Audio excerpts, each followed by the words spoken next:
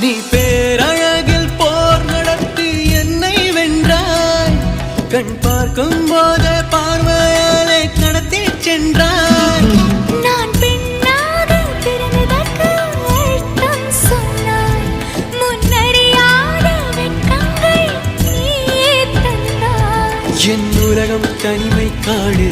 நீ வந்தாய் பூக்களோடு. இனி தொடரும் கனவுகளோடு. பெண்ணே பெண்ணே நீ இல்லை என்றால் என்னாவே?